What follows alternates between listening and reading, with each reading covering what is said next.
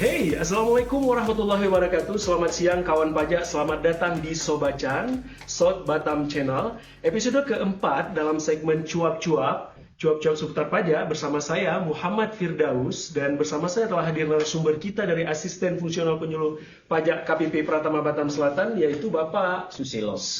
Luar biasa Pak Susilo. Kaifahalu? Sehat, alhamdulillah sehat. Amin. Kawan pajak, bagaimana kabarnya siang ini?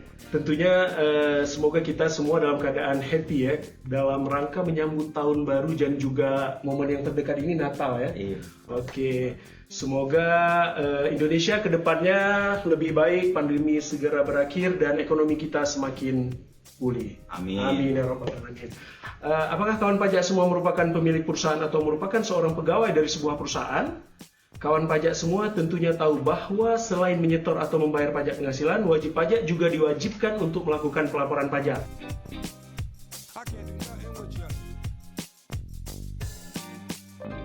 Nah, hari ini kita akan sedikit banyak belajar kepada ahlinya, yaitu Mas Susilo, mengenai pajak penghasilan dari sebuah perusahaan, ada yang dipotong oleh pihak lain maupun disetor oleh sendiri. Oke. Karena itu wajib pajak badan selain diwajibkan untuk melaporkan pajak yang telah dipotong dari pihak lain, juga wajib untuk melaporkan pajaknya sendiri. Pada kesempatan kali ini kita akan membahas sedikit banyak tentang pelaporan atas pajak penghasilan tahunan wajib pajak badan. Oke, Mas Sus, kita belajar step by step. Saya panggilnya Mas Sus saja atau Boleh. Bung Sus nih? Nggak enak Bungsus. Bung Sus. Mas Sus, oke. Ini pertanyaannya yang sederhana ya Mas Sus, mulai siap. dari yang awam sekali. Pertanyaan pertama yang biasa ditanyakan oleh kawan-kawan yang biasa baru membuat NPWP yaitu adalah kapan sih pelaporan SPT PPh wajib pajak badan bisa dilakukan? Pak Daus.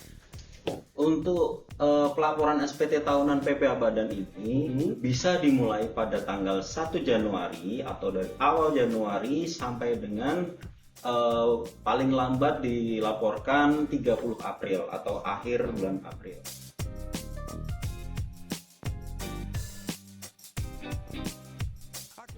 Apabila terlambat, maka akan dikenakan denda sesuai dengan Undang-Undang KUP pasal 7, yaitu sebesar Rp1 juta.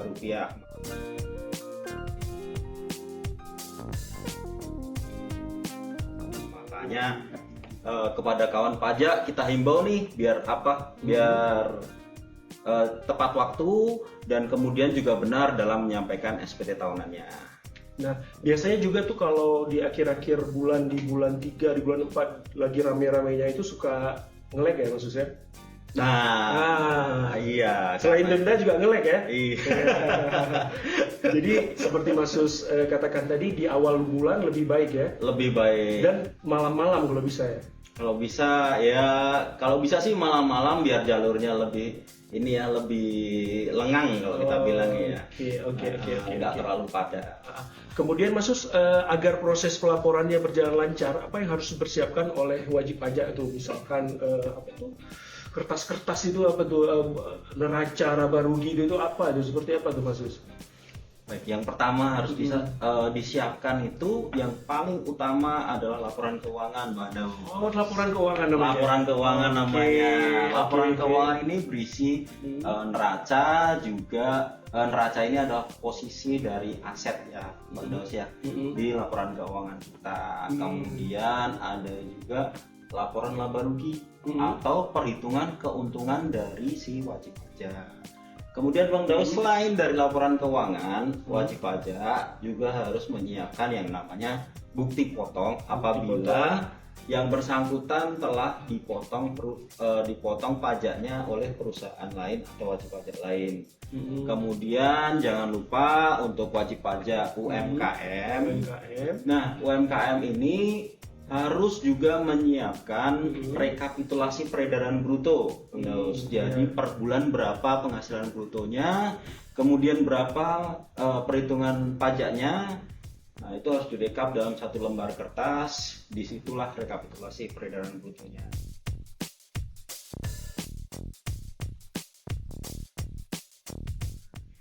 Iya, Bang Jadi Daus. ini kan banyak para newbie ini ya, orang-orang yang baru membuat SPT ini, baru belajar membuat laporan keuangan ini kalau misalkan mereka masih bingung, terus kita ke kantor atau kita belajar di YouTube atau kita ke konsultan, Mas Sus? Waduh, kita bisa kok belajar secara online, bisa juga datang ke kantor kami di kantor pajak Pratama Batam Selatan di Komplek Ruko Adia Building.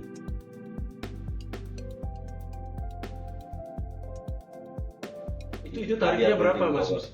Semua pelayanan pajak di kantor pelayanan pajak Pratama Batam Selatan gratis. Alhamdulillah, gratis ya maksudnya, tinggal datang dan antri ya kalau misalkan rame, Iya. tapi kalau nggak rame langsung aja ya. Langsung Itu aja. dari jam 8 pagi sampai dengan jam 4 sore, Bang Daus. jam 4 sore, Senin sampai Jumat. Senin sampai Jumat. Sabtu Minggu. Sabtu Minggu kita libur. Iya. Oke. Kawan pajak semua. Oke.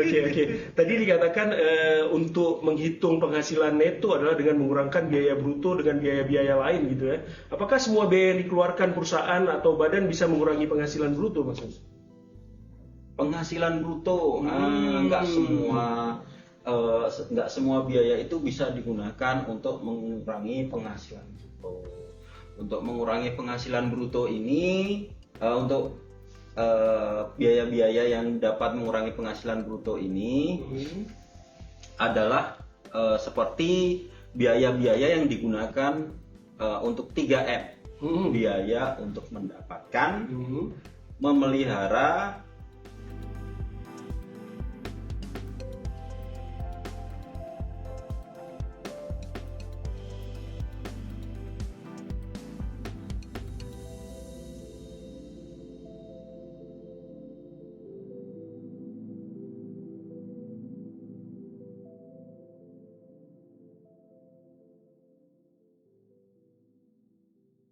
Oke, ini udah kelihatannya sudah mulai agak berat nih Mas Sus ya. betul. Kemudian biaya yang secara langsung atau tidak berkaitan, biaya yang secara langsung atau tidak langsung berkaitan dengan kegiatan usaha ini juga bisa digunakan apabila biaya tersebut masuk ke dalam 3M tadi, yaitu biaya memelihara, menagih, dan mendapatkan penghasilannya. Rekan-rekan pajak semua, sobat Mungkin pajak. bisa dikasih contohnya Mas Sus? Contohnya biaya-biaya ini seperti untuk perawatan gedung. Perawatan gedung ini apabila gedungnya ini misalnya gedung tokonya. Ada bocor misalnya, Betul, ada lagi musim hujan gini ya. betul, itu kan tidak berhubungan, tapi gedungnya ini dipakai untuk mendapatkan penghasilan. Jadi bisa sebagai pengurang biaya di SPT tahun. Tapi itu tertulis dan resmi gitu. Iya, harus ada Oke. tercatat. Oke. Terus Mas Sus, contoh lainnya? Kemudian ada juga nih biaya-biaya seperti biaya penyusutan. Apalagi Jadi tuh? biaya penyusutan ini Pak Daus, ketika yang bersangkutan wajib pajak ini membeli gedung, ya, kita contohnya yang gampang aja ya, yang kayak gedung ini atau kemudian aset mobil gitu juga bisa sih. Oke. Nah, gedung ini setiap tahun nilainya pasti akan menurun Pak Daus. Iya ya. Betul, nilai bangunan itu selalu menyusut, nilai tanahnya yang enggak. Oke. Karena itu gedung ini bisa disusutkan oleh wajib pajak atau dijadikan biaya oleh wajib pajak selama 20 tahun Pak Daus. 20 tahun ya. 20 tahun Oke. dalam fiskal atau laporan keuangan.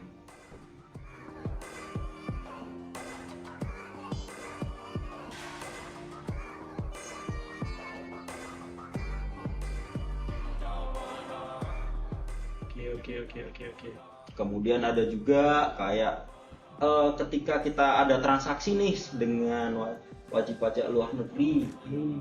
Kebetulan kita dekat dengan luar negeri ya, Singapura dan Malaysia ya. Betul. Iya. Jadi Oke.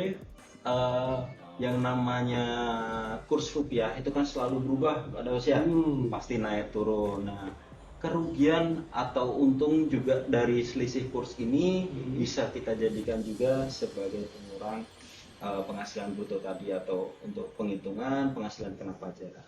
Oke. Jadi ada beberapa ya maksudnya. Tapi kalau misalkan masih kurang paham dapat langsung ke kantor gitu ya, ke bagian langsung ke help desk kantor. tadi ya. Iya, boleh juga melalui WA Pak Daus.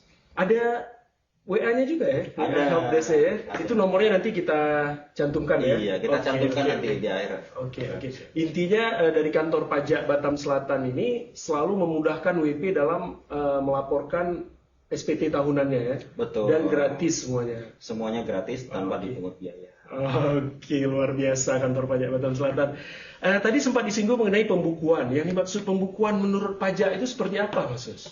Pembukuan itu adalah suatu proses pencatatan ya, yang dilakukan secara teratur ini ya, dengan mengumpulkan data atau informasi keuangan ya, seperti transaksi tadi Pak Daus ya. Kemudian juga kan kita tadi bilang tentang neraca ya, di mana di situ ada harta, juga ada kewajiban dari si wajib pajak seperti saham, utang, dan juga aset-aset untuk keperluan penyusutan tadi, penghitungan penyusutan. Untuk pembukuan atau pencatatan sendiri, apakah ini wajib dilakukan, Mas Sus? Kadang kan kita nih suka ya tulis di HP mungkin atau tulis di kertas gitu asal atau diingat-ingat aja ya Mas ya. Ingat. Kita manusia ini kan pelupa gitu kan. Gimana itu Mas Sus? Ya, dalam pasal 28 Undang-Undang KUP disebutkan bahwa wajib pajak orang pribadi yang melakukan kegiatan usaha atau pekerjaan bebas dan wajib pajak badan itu wajib menyelenggarakan pembukuan. Wajib.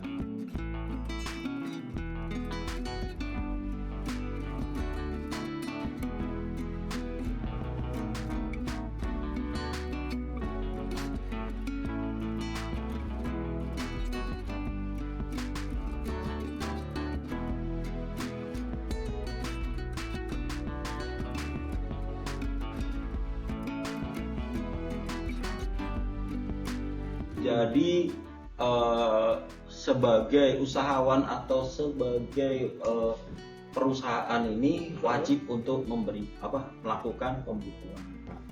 Nah, di situ pembukuan atau pencatatan ini harus diselenggarakan dengan memperhatikan etikat baik. Terus mencerminkan keadaan atau kegiatan usaha kita yang sebenarnya.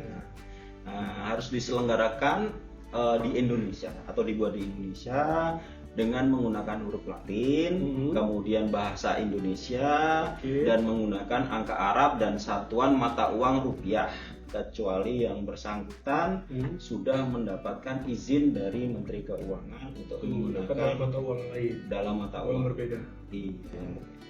Oke. Tapi ini Mas Sus, biasanya kan orang tuh suka nggak benar-benar sekali nih untuk ngisi SPT. itu gimana tuh Mas Sus? Suka janganlah sebenarnya untuk orang pajak ini, takut kita ketahuan harta kita semua nanti. Waduh. itu gimana tuh Mas Sus? Itu orangnya udah nggak bener ya Pak. Tapi itu yang terjadi di masyarakat kita Mas Sus. Kalau kayak gitu jangan kita semuanya dari orang pajak gitu. Aduh. Gimana itu Mas Sus? Kita sebagai orang pajak ini kan juga harus ini ya Pak Daus ya, memperhatikan prinsip keadilan ya Pak Daus. Jangan sampai ada wajib pajak yang sudah betul-betul melaksanakan kewajibannya, yang sudah menyampaikan SPT dengan benar, lengkap dan jelas. Kemudian tiba-tiba ada juga orang yang belum melakukan itu.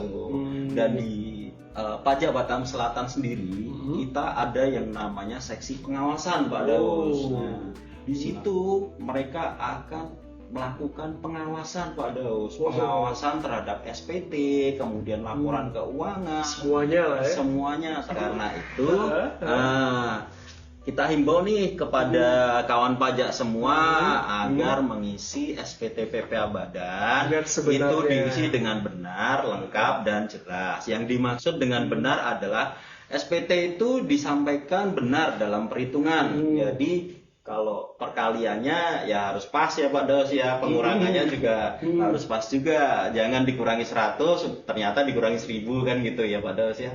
Tambah 01. Kemudian disampaikan juga dengan lengkap. Nah, SPT ini harus disampaikan dengan lengkap, baik mulai dari jangan sampai ada angka yang tiba-tiba muncul Pak Daus, tidak tahu dari mana asalnya gitu ya. Dan itu bisa menambah atau mengurangi dari pajaknya. Kemudian juga jelas ya, harus diisi dengan jelas ya Pak Daus. Di mana SPT harus melaporkan asal usul atau sumber dari objek pajak dan unsur lain yang harus dilaporkan tersebut.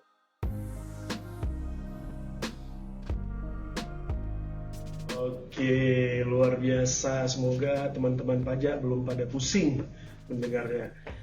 Ini ada pertanyaan lagi yang sering ditanyakan oleh masyarakat. Berapa tarif pajak penghasilan untuk badan, Mas? Tarifnya itu berapa? Tarif penghasilan PPh Badan. Tarif penghasilan PPh Badan ini kita bagi dua segmen atau dua kategori ya, ya.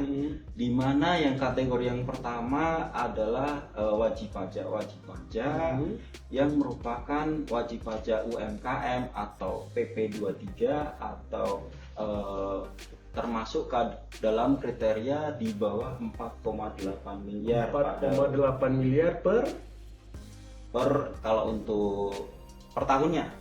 Per tahun. 4,8 miliar. Di mana untuk wajib pajak yang masuk dalam kategori UMKM ini pajaknya adalah sebesar 0,5% Pak. 0,5% aja ya. Jika 1 juta cuman bayar 5.000. Bakso aja sekarang udah 25.000 Mas. Astaga.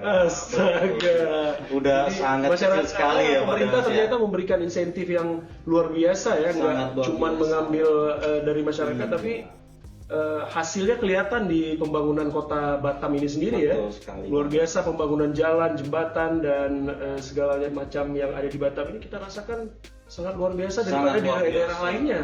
Sangat bermanfaat sekali Pak Daus. Pak Daus sudah tahu sendiri bagaimana jalan di Batam ini bagus-bagus, besar, luas. Dan juga penerangan kota yang luar biasa daripada di daerah-daerah lain ya. Betul. Oke, Mas Sus. Itu kalau tarif non UMKM, Mas Sus? Selain UMKM tadi? Oh ya, saya lupa. Belum saya bilang dulu ya.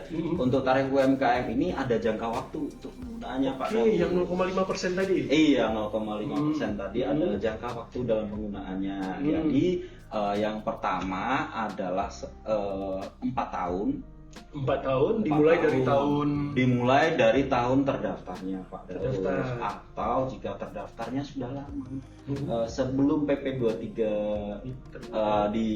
dikeluarkan di tahun 2018 kemarin, mulai dihitung mulai dari tahun 2018 kemarin. Itu untuk wajib pajak badan seperti CV, koperasi, juga firma. Kemudian 3 tahun untuk wajib pajak PT ya Pak Daus ya. Sama juga dihitung 3 tahun dari terdaftarnya perusahaan tersebut atau dihitung dari tahun 2018 apabila wajib pajak tersebut terdaftar sebelum. Selanjutnya dikenakan tarif normal Pak Daus.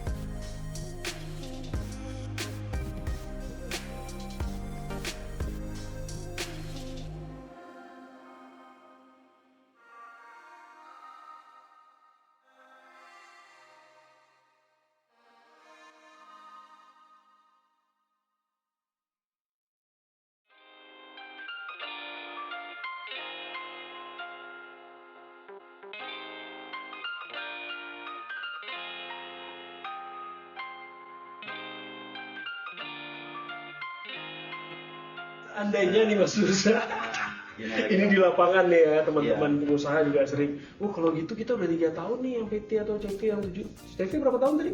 CV 4 tahun. CV 4 tahun tadi, kita buat CV baru aja lagi biar dapat tarif itu. Itu gimana tuh bisa nggak ngakalin kantor pajak ini Mas Sus? itu kenyataan di lapangan Mas Sus ya. Itu seperti apa tindakan dari kantor pajak sendiri Mas Sus? Bagaimana dengan berarti kalau kayak gitu dia tutup perusahaan yang baru, perusahaan dia lama. tutup perusahaan yang lama, Diajukan dulu di diajukan kantor, lagi harus. perusahaan yang baru gitu Pak Daus. Tentu Iya. di perusahaan yang lama ini kita akan periksa dulu. Jadi nggak semudah itu, nggak Besti. semudah itu. Iya. Oke. Dan apabila perusahaan yang lama ini nggak diurus, tentu penanggung pajaknya yang akan kita kejar Pak Daus. Akan diperiksa oleh akun representatif tadi Betul. atau oleh tim-tim lain gitu ya? Oleh tim lain Pak Oleh Daus. tim lain yang namanya? Iya, tim fungsional pemeriksa. Itu udah seperti malaikat apa itu ya? Enggak serem-serem banget ya? Enggak serem-serem banget. Tugas mereka utamanya adalah auditing. Auditing, lebih dalam lagi ya? Betul Pak Daus. Oke, jadi kalau ngakak-ngakalin dan ketahuan akan berhadapan dengan tim seperti itu tadi ya? Betul. Oke. Dan untuk pelaporannya, apakah harus ke kantor pajak atau ada media lain, Mas Sus, yang lebih mobile gitu? Untuk pelaporannya, Pelaporan SPT tahunan tadi, Mas. SPT tahunan sekarang bisa menggunakan e-form ya Pak Daus. E-form. Iya. Oke, apalagi itu Mas Sus, e-form itu? E-form ini adalah elektronik formulir Pak Daus. Yang dimana elektronik formulir ini bisa didapatkan tuh setelah kita login atau masuk ke dalam akun DJP online kita. Kalau ingat passwordnya? Kalau ingat passwordnya. Kalau nggak ingat, maka bisa menggunakan lupa password Pak Daus. lupa password. Betul. Syarat utama untuk melakukan lupa password tadi adalah memiliki EVIN ya Pak Daus ya.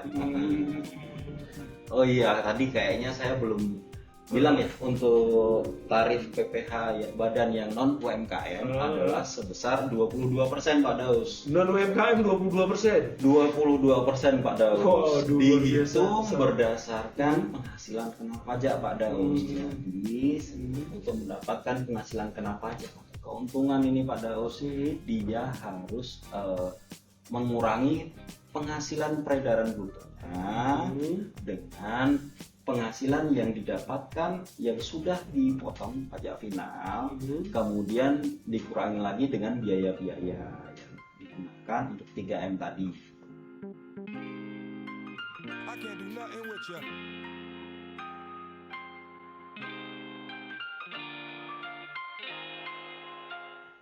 Iya Pak Daus. Ini ada pertanyaan lagi nih yang biasa ditanyakan oleh sahabat pajak adalah apa ya? Tadi melalui e-form di DJP online. Terus kalau nggak tahu EVIN bisa minta EVIN ke kantor pajak atau melalui online. Bisa melalui bisa online. Kita juga sediakan nih untuk kawan pajak semua untuk mendapatkan EVIN secara online melalui web kita ya di tinyurl.com/layanan online 225.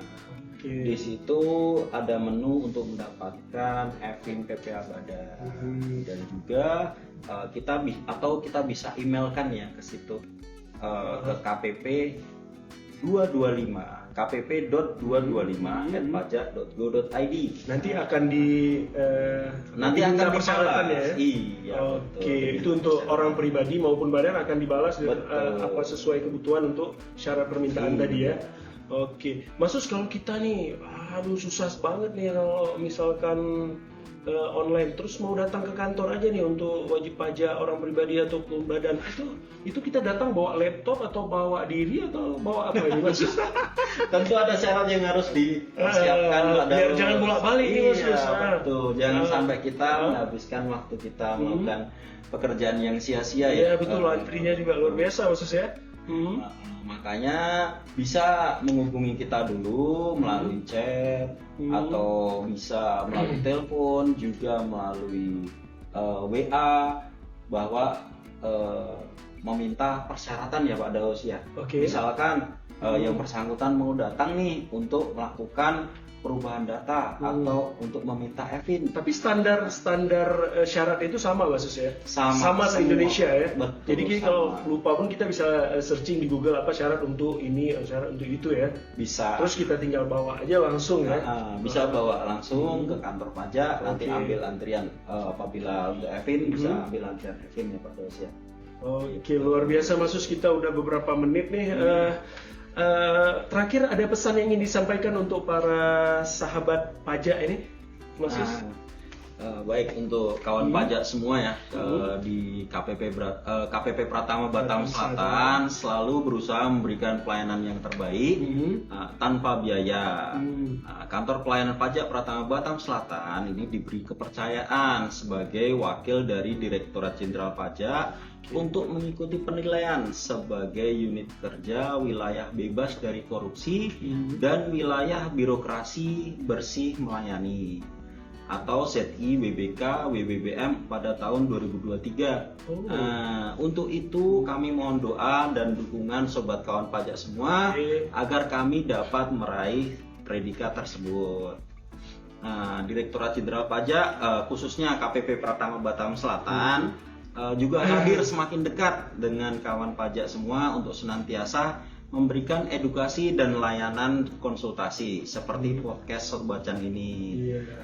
Kanal media sosial kami yang lain yang bisa juga dipantengin seperti di Instagram di @pajakbatamselatan, kemudian di Twitter ada @pajakbtm-selatan, juga ada di Facebook di KPP Pratama Batam Selatan dan akhirnya di YouTube ini KPP Pratama Batam Selatan. Jangan lupa like, komen, dan subscribe.